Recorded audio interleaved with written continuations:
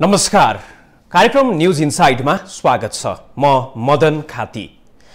दर्शकवृन्द, प्रतिनिधि सभा र राष्ट्रिय सभाले नागरिकता विधेयकलाई पारित गरेर राष्ट्रपतिकोमा प्रमाणीकरणको लागि पठाइसकेपछि राष्ट्रपतिले समय गुज्रिसकेपछि पनि उक्त विधेयकलाई प्रमाणीकरण नगरिसकेपछि यति बेला विभाजित जस्तो देखिएको छ देश नै। एकातर्फ राष्ट्रपतिले जे गर्नुभयो उक्त कदम ठिक रहेको भनेर राष्ट्रपतिको कदमलाई पृष्ठपोषण गर्ने काम पनि भइराखेको छ भने अर्कोतर्फ राष्ट्रपतिले संविधानले जे जिम्मेवारी उहाँलाई सुम्पिएको छ उक्त जिम्मेवारीबाट उहाँ आफूले त्यो जिम्मेवारी निर्वाह नगरेको भन्ने कोणबाट पनि सत्ता गठबन्धन र उनीहरूसँग निकट रहेका कानुन व्यवस्था त्यसरी पनि विश्लेषण गरिराखेको अवस्था देखिन्छ। आज हामी यसै विषयमै केन्द्रित रहेर संवाद गर्नेछौँ र यो विषयमा संवाद गर्नको लागि आज हामीले कार्यक्रममा आमन्त्रण गरेका छौँ वरिष्ठ अधिवक्ता विष्णु भट्टराईलाई। यहाँलाई कार्यक्रममा स्वागत छ। हजुर, धन्यवाद। अब अहिले जुन प्रकारको स्थिति देखा परिराखेको छ, सत्ता गठबन्धन राष्ट्रपतिले जे गर्नुभयो उक्त कदम संविधानको बरखिलाफ भएको भनेर उहाँहरू बताइराख्नु भएको छ।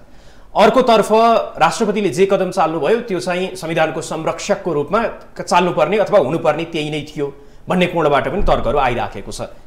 यहाँले चाहिँ कसरी हेर्नु भएको छ? यो किन यो अलमल जस्तो देखा परिराख्या हो? धन्यवाद। यो वास्तवमा अहिलेको सत्ताधारी गठबन्धन भन्छन्, म यसलाई ठगबन्धन भन्छु।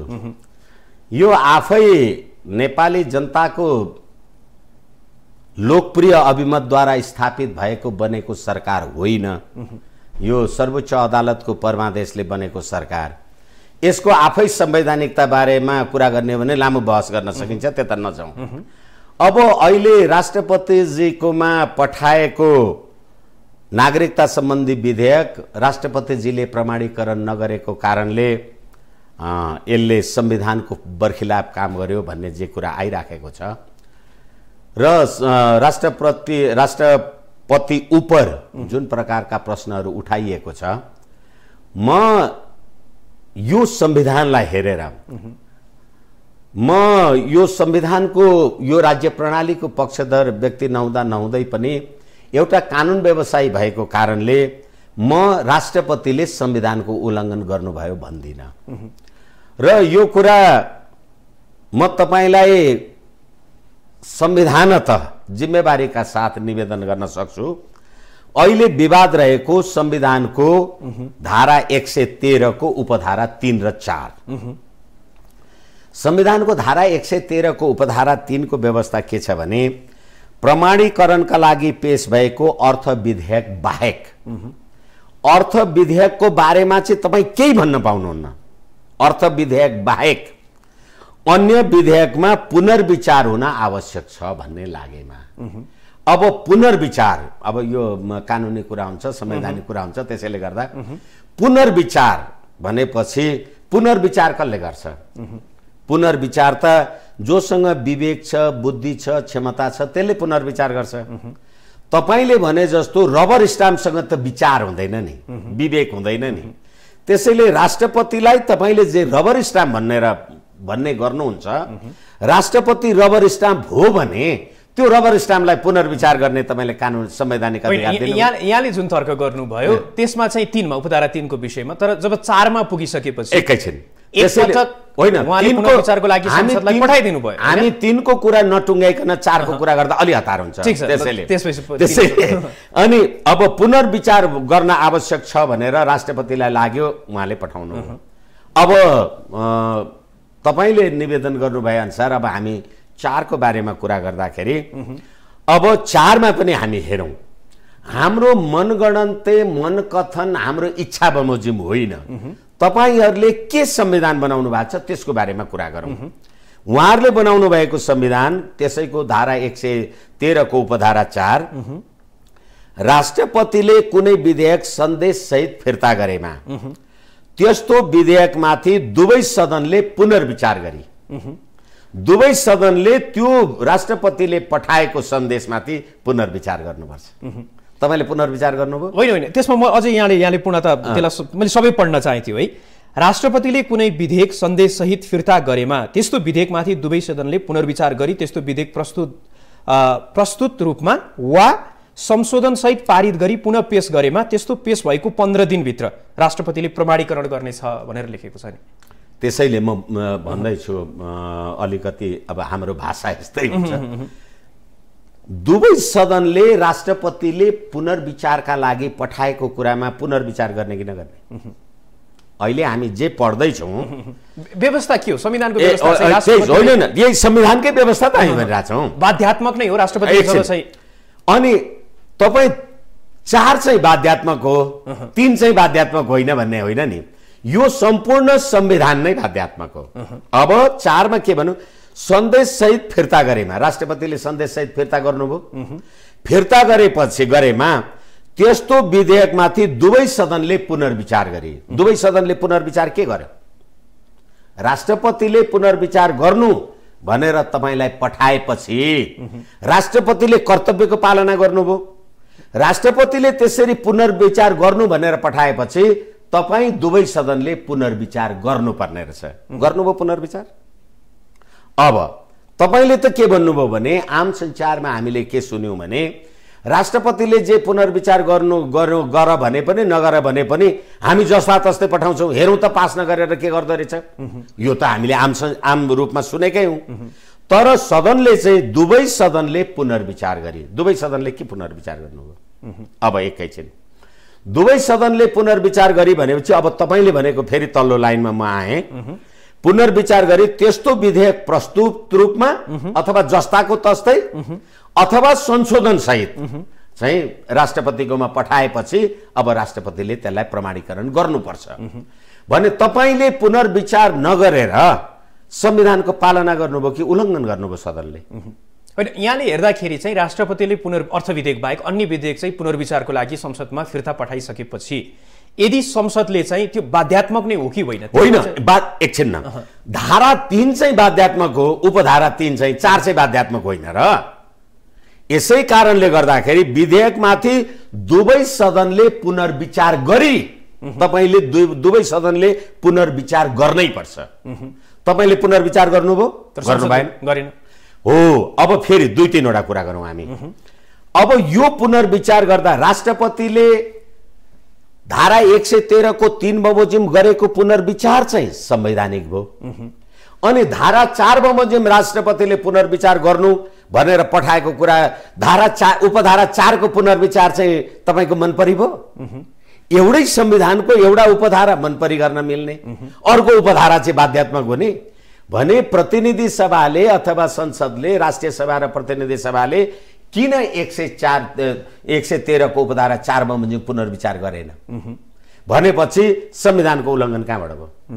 संसदले पहिला संविधान हो। अब अर्को कुरा चाहिँ तर उहाँहरूको तर्क के अहिले देखिन्छ भने राष्ट्रपतिले एक पटकको लागि चाहिँ पुनर्विचारको लागि संसदमा फिर्ता पठाउनु भयो र यदि संसदले हुबहु अथवा त्यसलाई संशोधन गरेर पठायो भने दोस्रो पटक चाहिँ राष्ट्रपतिलाई त्यो बाध्यात्मक हुन्छ। उहाँले जसरी पनि त्यसलाई चाहिँ प्रमाणीकरण गर्नै पर्छ।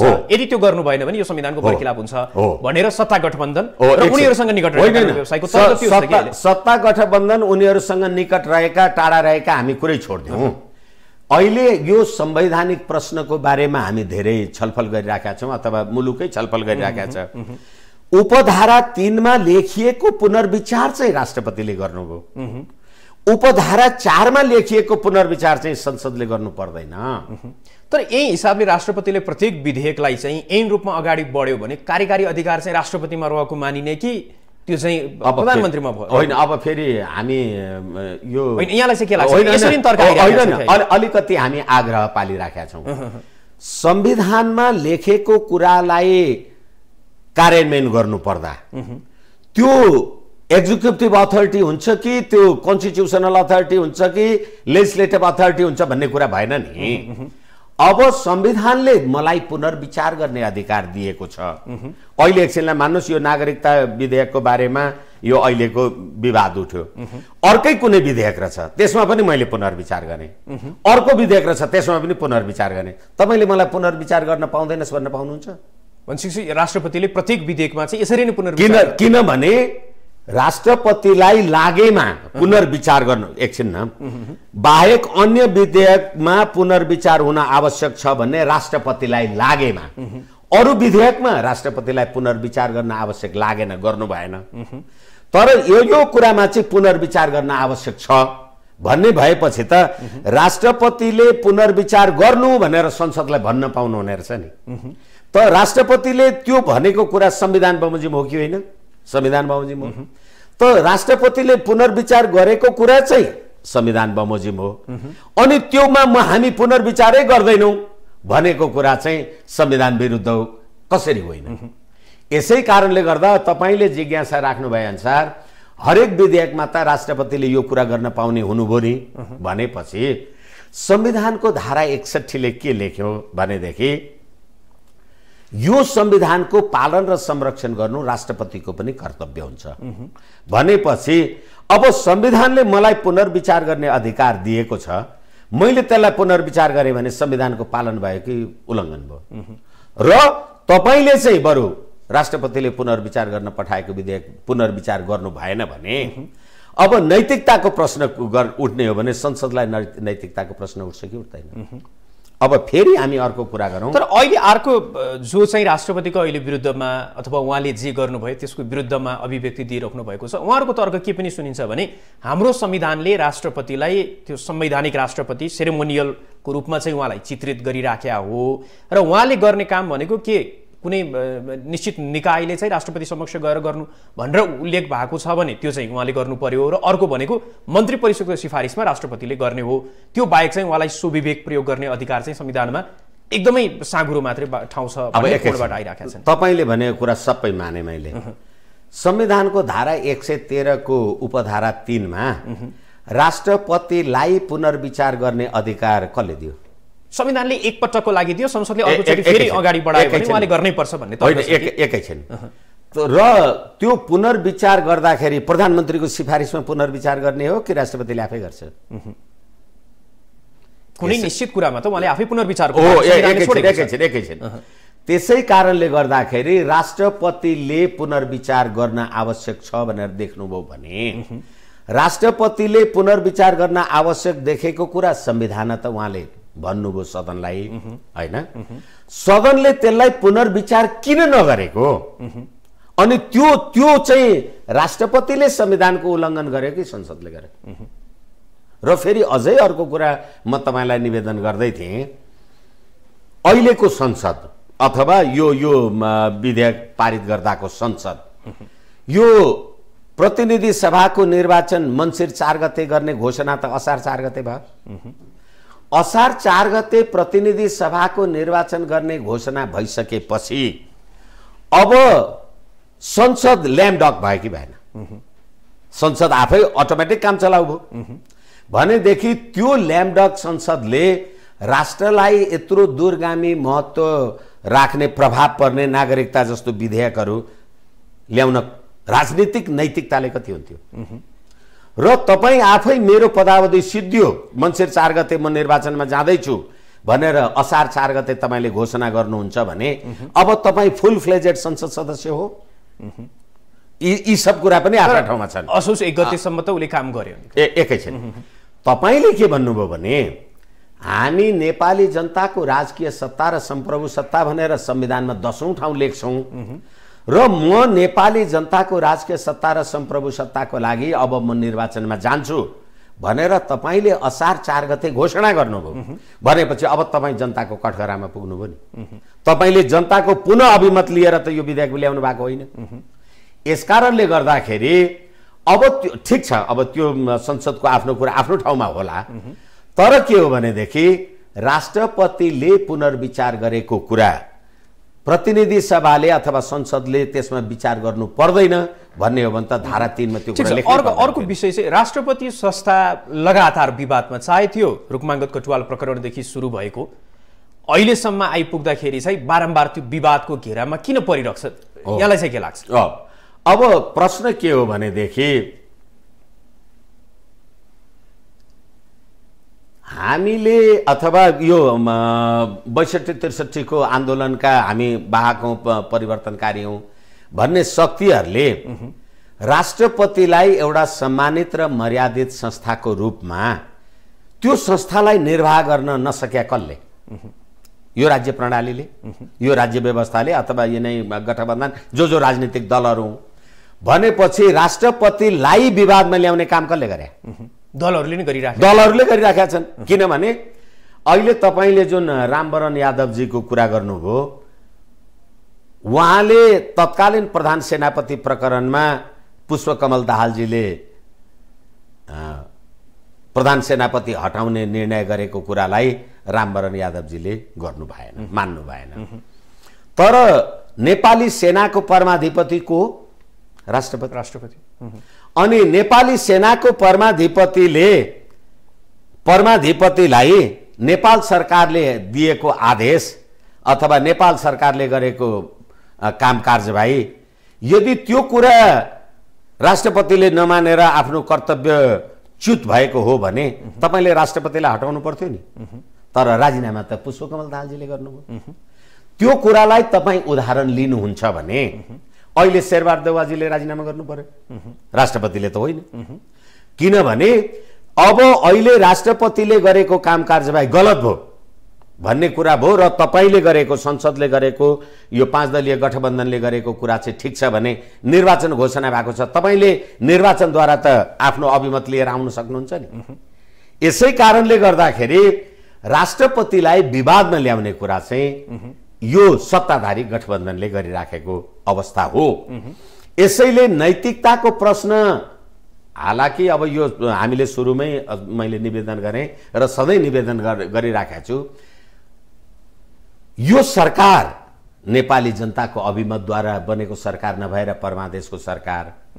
र अझै अर्को कुरा चाहिँ के हो भनेदेखि वर्तमान गठबन्धनभित्र रहेका राजनीतिक दलले होइन, विद्यादेवी भण्डारीजीले नागरिकता अध्यादेश ल्याउँदा चाहिँ जस्ताको तस्तै पारित गर्ने, विधेयक ल्याउँदा चाहिँ यो दिस एन्ड द्याट भन्ने कुरा चाहिँ गर्नुहुन्छ। संविधानको धारा 114 ले अध्यादेश ल्याउन पाइन्छ। अध्यादेश कसले ल्याउँछ? मन्त्री परिषदले। अध्यादेश कतिखेर आउँछ? जतिखेर संसदको दुवै सदनको अधिवेशन बसेको हुँदैन। र संसदको अधिवेशन नबसेको अवस्थामा किन ल्याउनु पर्छ अध्यादेश? अत्यावश्यक काम पर्यो, त्यस कारणले गर्दाखेरि एकैछिन तत्काल केही गर्न आवश्यक पर्यो भने अध्यादेश ल्याउने हो। त्यतिखेर पनि नागरिकता त अध्यादेश ल्याएको थियो, तत्काल केही नगरिकन नहुने देश डुब्ने कुरा त थिएन नि। तर पनि अहिले तपाईले निवेदन गर्नुभए अनुसार राष्ट्रपतिले प्रधानमन्त्रीको सिफारिसमा, मन्त्री परिषदको निर्णय प्रधानमन्त्रीको सिफारिसमा कार्यान्वयन गर्नुपर्छ भन्ने कुरा चाहिँ अध्यादेशको हकमा लागू भयो। र अध्यादेश मन्त्री परिषदले ल्याउँछ, विधेयक संसदले ल्याउँछ। अध्यादेश राष्ट्रपतिले घोषणा गरिसकेपछि जुनसुकै बखत फिर्ता लिन सकिन्छ। संसद बसेको 60 दिनभित्र पारित भयो भने भयो, नभए अटोमेटिक रद्द हुन्छ। तर विधेयक त प्रमाणीकरण गरेपछि त आजीवन हुन्छ नि। त्यसैले विधेयक र अध्यादेशलाई जोडेर जुन प्रकारको राजनीतिक आग्रह पालेर राष्ट्रपतीय प्रणाली, राष्ट्रपतीय त्यो सम्मानित संस्थालाई गणतन्त्रवादीले नै जे बदनामी गरिराखेका छन्, यो संविधानको उल्लङ्घन तिनीहरूले गरेका छन्। तर अहिले आइराखेको अर्को तर्क चाहिँ, यहाँले अगाडि यो प्रश्न मैले राखिसकेका पनि थिएँ, जस्तो राजनीतिक दलहरूले, जस्तै अहिलेकै राष्ट्रपतिको कुराकानी गर्दै गर्दाखेरि चाहिँ जो विपक्षमा छन् उनीहरूको तर्क के सुनिन्छ भने यसमा चाहिँ नागरिकता विधेयकमा राजनीति भइराखेको छ र कतै न कतै नेकपा एमाले र राष्ट्रपतिको पृष्ठभूमि जोडेर त्यसरी पनि यहाँ चाहिँ व्याख्या र विश्लेषण भइराखेको छ। यहाँलाई चाहिँ के लाग्छ, यसमा चाहिँ निर्वाचन र अहिलेको यो नागरिकता विधेयक बीचमा कुनै अन्तर सम्बन्ध यहाँले देख्नुहुन्छ? प्रष्ट देख्छु म, तर म देख्छु, तर देख्ने दृष्टिकोण चाहिँ तपाईँ र मेरो भिन्न छ। कस्तो छ तपाईँ? अब अहिले राष्ट्रपतिलाई नागरिकता विधेयकमा पुनर्विचार गर्ने अख्तियारी कसले? एमालेले दिएको कि संविधानले दिएको? संविधानको कर्तव्य पालन गरे। अब निर्वाचनसँग जोडेर हामीले कुरा गरिराखेका छौँ। तपाईले संसारमा देख्नु भएको छ कि न्यायपालिकाले कार्यपालिका गठन गर्छ? नेपालमा भयो, यो प्रणाली अन्तर्गत भयो। संसारमा देख्नु भएको छ तपाईले? अहिले नागरिकता विधेयकको बारेमा जे वाद विवाद देशभरि छ हाम्रो मुलुकमा, त्यसमा सत्ताधारी गठबन्धनले विज्ञप्ति निकालेर यो राष्ट्रपतिको कदमलाई हामी निर्वाचनको उसमा लिएर जान्छौं र हाम्रा राजनीतिक दलका भातृ संगठनहरूलाई राष्ट्रपतिको विरुद्धमा कदमको विरुद्धमा चाहिँ सडक आन्दोलनमा आह्वान गर्छौँ भने हो। अब राष्ट्रपतिको कदमको विरुद्धमा सत्ताधारी दल सडक आन्दोलनमा जाने, अनि अर्को प्रमुख प्रतिपक्षी दल चाहिँ के भन्ने भने सत्ताधारी यो गठबन्धनले गरेको कुरा ठिक छैन, राष्ट्रपतिले गरेको कुरा ठिक छ भनेर हामी आन्दोलनमा जाने भनेपछि सम्पूर्ण देश आन्दोलनमा गयो। सम्पूर्ण देश आन्दोलनमा गयो भने अब निर्वाचनमा भाग कसले लिन्छ? एकछिनलाई मान्नुहोस्, अहिले सत्ता गठबन्धनले अहिले निर्वाचनलाई नै प्रभावित पार्ने कोणबाट चाहिँ यो अब आयो, यो कदम आयो। म दुईटासँग चाहिँ यहाँको निकटता होइन, म दुईटा कुरा यहाँलाई निवेदन गर्ने अनुमति र समय चाहन्छु। सत्ताधारी दल पनि आन्दोलनमा जाने, प्रमुख प्रतिपक्षी दल पनि आन्दोलनमा जाने, अरू यो संविधानको प्रतिकूल धारणा राख्ने राजनीतिक दलहरू आफ्नो आफ्नो सकेको आन्दोलन गर्ने आफ्नो ठाउँमा छँदैछ भनेपछि अहिले सत्ताधारी दलको त भातृ सङ्घ संस्थाहरूले चाहिँ देशमा आगजनी गर्ने अथवा आन्दोलन गर्ने जे गर्ने तोडफोड गर्ने कुरा गर्यो भने अहिले नेपाल प्रहरी अथवा सुरक्षा निकायले त्यसलाई नियन्त्रण गर्ने कि अगाडि बढाउने? नियन्त्रण गर्ने त्यो सेना र प्रहरी प्रशासनलाई आदेश गर्ने सरकार, उसैको संस्था, अनि नियन्त्रण नगर्ने उद्दण्ड भइरहेछ। उद्दण्ड कतिखेर भएको छ? मङ्सिर 4 गते निर्वाचन हुँदैछ भने निर्वाचनलाई अगाडि बढाउने प्रयोजनको लागि सत्ताधारी दलले गर्ने यही कुरा हो। किनभने राष्ट्रपतिले गरेको कदम यो गैर कानुनी छ, असंवैधानिक छ भन्यो भने त तपाईँ निर्वाचनमा जाँदै हुनुहुन्छ नि, नेपाली जनतालाई भन्नुहोस् न। अहिले महाभियोगको पनि कुरा आइरहेका छन्। अब यो महाभियोग एकछिन आउँछु, त्योभन्दा अगाडि चाहिँ जस्तो अहिले राजनीतिक दलले जसरी बहस चलिराखेको छ, केही समय अगाडिसम्म सरकार आफै नै फेरि यो विषयमा चाहिँ सर्वोच्च पुग्ने लगायतको कुरा आइराखेको थियो, सरकार त्यसबाट ब्याक भयो। अहिले सर्वोच्च अदालतमा राष्ट्रपतिको कदमलाई लिएर टीका टिप्पणी भन्दा पनि त्यहाँ रिटसम्म परिसकेको अवस्था छ। यहाँलाई चाहिँ के लाग्छ, राष्ट्रपतिको यो कदम चाहिँ न्यायालयले हिजोको दिनमा जसरी उहाँले प्रधानमन्त्रीको तहमा फेरि पछि परमादेश भएर देउबा नेतृत्वको सरकार बन्यो त्यस्तै जस्तो यो कदममा चाहिँ राष्ट्रपतिको कदमलाई चाहिँ सर्वोच्च अदालतले के गर्नु अथवा यो विषयमा चाहिँ के गर्ला, अदालतको भूमिका चाहिँ कस्तो देख्नुहुन्छ? यो नागरिकता विधेयकसँग सम्बन्धित नै नागरिकता विधेयक राष्ट्रहितमा छैन भन्ने आधारमा परेको रिट सर्वोच्च अदालतले यो विधेयकको बारेमा, र फेरि अझै अर्को कुरा अलिकति निवेदन गर्नुपर्ने भयो, सर्वोच्च अदालतले कानुन र संविधानको व्याख्या गर्ने हो। अहिले यो विधेयक कानुन बन्यो होइन, राष्ट्रपतिको कदमलाई एकैछिन, विधेयक कानुन बनेको छैन र अहिले राष्ट्रपतिले यो जे काम कारबाही गर्नु भएको छ यो संसदको विचाराधीन विषय हो। संसदको विचाराधीन विषय अदालतको न्यायिक निरूपणको विषय हुन्छ। यसलाई भन्न मिल्छ किनकि दुवै सदनले पारित गरेर राष्ट्रपतिकोमा प्रमाणीकरणको लागि पठाइसकेपछि त्यसलाई फेरि संसदको विचाराधीन भन्न मिल्ने कि नमिल्ने? यहाँले एकैछिन, यसै कारणले गर्दाखेरि अहिले संसदले पुनर्विचार नगरेर जस्ताको तस्तै पारित गर्ने भनेर पठाइसकेपछि यो विधेयक त अब कानुन बनेन हैन। अब राष्ट्रपतिको कदम चाहिँ यसलाई असंवैधानिक कि संवैधानिक भन्ने कुरा हुँदाखेरि चाहिँ अघि हामीले कुरा गरिसक्यौं, राष्ट्रपतिले पुनर्विचार गर्न पठाएको कुरा जसरी तपाईले संविधानको धारा 113 को उपधारा 4 बमोजिम पुनर्विचार गर्नु पर्थ्यो, तपाईले पुनर्विचार नगरेको कुरा चाहिँ संवैधानिक कि असंवैधानिक? यसै कारणले गर्दाखेरि अहिले राष्ट्रपतिको विरुद्धमा तपाईले जे रिट हाल्नु भयो होला, तर हिजो राष्ट्रपतिले प्रमाणीकरण गर्नु हुँदैन भनेर परेको रिट त फेरि सर्वोच्चले खारेज गरे। यसै कारणले मलाई लाग्छ यो अहिले सम्मानित सर्वोच्च अदालतको अधिकार क्षेत्रभित्र पुगिसकेको विषय होइन। मेरो आफ्नो किनकि हिजोको दिनमा त सरकार पनि सर्वोच्च अदालतले बनायो, यहाँ आफैले भन्नुभयो परमादेश मार्फत चाहिँ सरकार गठन गर्यो, त्यस्तै जस्तो राष्ट्रपतिले पनि अहिले जसरी विधेयकलाई प्रमाणीकरण गरिराख्नु भएको छैन, भोलि गएर सर्वोच्च अदालतले चाहिँ होइन संविधानको व्याख्या गर्दै उसले चाहिँ राष्ट्रपतिले त्यसलाई चाहिँ प्रमाणीकरण गर्नै पर्ने र उक्त विधेयकलाई चाहिँ ऐनमा परिणत गर्नुपर्ने भनेर भन्न सक्ने सम्भावना चाहिँ अब फेरि के हो भनेदेखि हिजो तपाईले परमादेशको सरकार बनाउँदाखेरि र त्यसदेखि पछाडिका महाभियोगका कुरा अथवा जे भयो देशभरि, यी सम्पूर्ण कुराले गर्दाखेरि न्यायपालिकाले प्रधानमन्त्री नियुक्ति गर्ने निर्णय गर्दा जुन प्रकारको व्यथिति विसङ्गति देशभरि देखिएका छन्, न्यायपालिकाको विसङ्गति जे देखिएको छ, त्यसैले गर्दाखेरि मलाई लाग्छ यो सर्वोच्च अदालतको जुडिसियल रेस्ट्रेन्टको विषय हुन्छ। यसले मलाई लाग्छ यो जुडिसियल एक्टिभिजममा पर्दैन।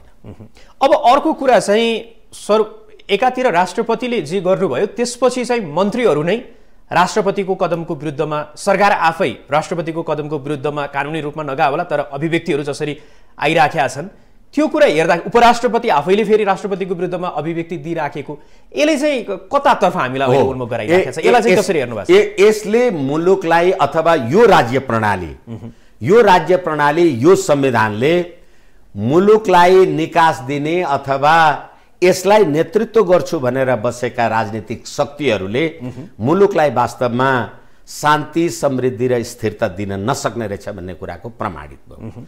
अब राष्ट्रपतिले एउटा कुरा भन्नुहुन्छ र फेरि त्यसो त यति पनि भन्छन्, एकजना अथवा यो राष्ट्रपतिजीले गर्नुभएको कदम असंवैधानिक हो भन्ने वरिष्ठ अधिवक्ताजी साथीहरूले त के पनि भन्नुहुन्छ भने 15 दिनभित्र राष्ट्रपतिले प्रमाणीकरण गर्नु पर्थ्यो, 16 दिनभित्र गरे पनि त भइगयो नि भनेर पनि भन्नुहुन्छ।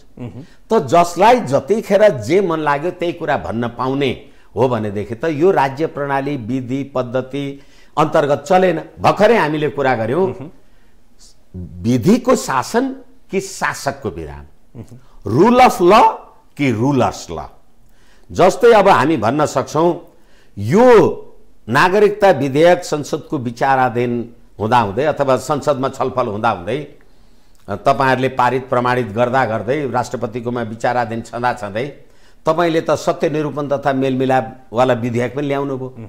त्यसमा त होइन यो त अपराधीहरूलाई छुट गर्ने कानुन बन्यो भनेर एमनेस्टी इन्टरनेशनल लगायतका संयुक्त राष्ट्रसङ्घका मानवाधिकार लगायतका कमिटीहरूले आपत्ति गरे, त्यो विधेयक तपाईले अगाडि बढाउन सक्नु भएन। अब अहिले यो नागरिकता विधेयक चाहिँ निर्वाचनको बेलामा तपाईले निश्चित एउटा सर्टेन वर्ग आदि इत्यादिलाई खुसी पार्ने कुरामा यो काम कारबाही गर्नुभयो। अर्को कुरा म तपाईलाई भनौं, समय के छ मलाई थाहा छैन, 4वटा कुरा म तपाईलाई निवेदन गरौं। नेपालको संविधान 2019 आउँदाखेरि त्यसमा पनि के लेखियो भने यो संविधान लागू हुँदाका बखत देहाएका नागरिकहरू देहाएका मानिसहरू नेपालका नागरिक हुनेछन्। 2019 2047 मा फेरि संविधान आयो, यो संविधान लागू हुँदाका बखत देहाएका मान्छेहरू भन्दै 63 आयो र 72 आयो भनेपछि 19 देखि 72 सम्म त 53 वर्ष भयो। तपाई हामी त नेपालमा बसेका जन्मजात पृथ्वीनारायण शाहले नेपाल एकीकरण गर्दादेखिका नेपाली हामी छँदैछौँ। तपाईले हरेक चोटी संविधान आउँदाखेरि को नयाँ मान्छे आएर बस्छ र तपाईले नागरिकता दिनुहुन्छ? सिद्धान्तका कुरा गर्नुस् न। यो संविधान लागू हुँदाका बखत देहाएका व्यक्तिहरू नेपालका नागरिक हुनेछन् भनेर 19 मा लेख्नुभयो। 2047 सालमा जब चाहिँ त्यो 28 वर्ष अगाडि पछाडि आउँदाखेरि होइन फेरि देहाएका मान्छेहरू नेपालका नागरिक हुनेछन् भनेर कसलाई भने तपाईले? को आएर बस्यो?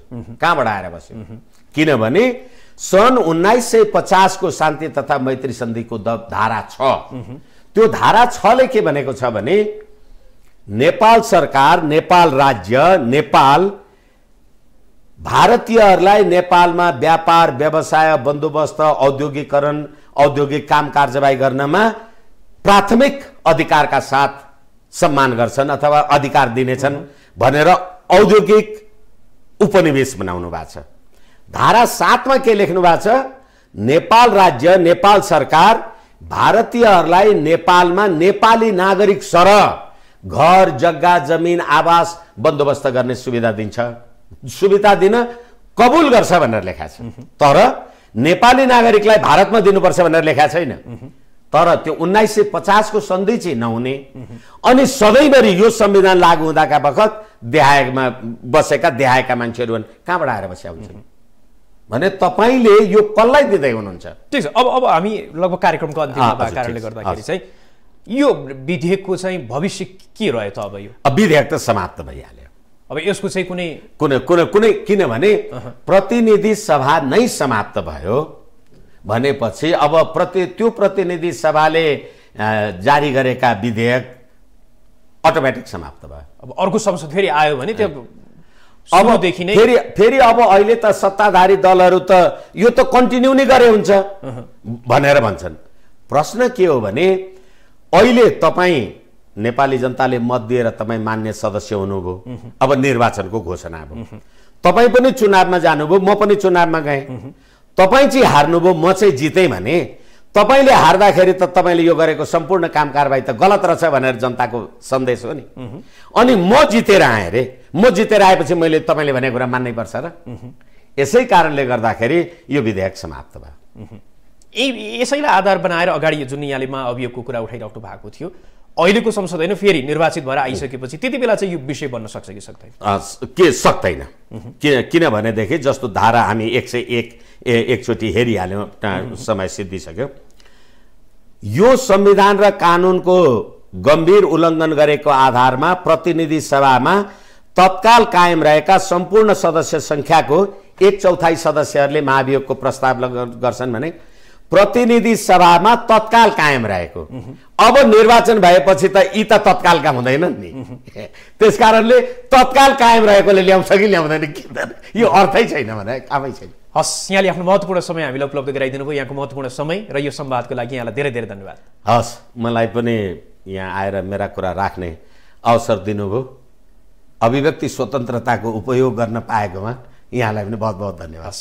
उहाँ हुनुहुन्थ्यो वरिष्ठ अधिवक्ता विष्णु भट्टराई। उहाँसँग आज हामीले राष्ट्रपतिले नागरिकता विधेयक प्रमाणीकरण नगरिसकेपछि उत्पन्न भएको राजनैतिक अवस्था, त्यसमा चलिराखेको बहस, केही चासो चर्चा, अलिअलि विवाद पनि जुन चलिराखेको छ त्यसैमा केन्द्रित रहेर संवाद गऱ्यौँ। आजको लागि यस कार्यक्रमलाई निर्धारित समय सकिएको छ। हामी तपाईँलाई न्युजसँग जोडिरहनेछौँ। नमस्कार।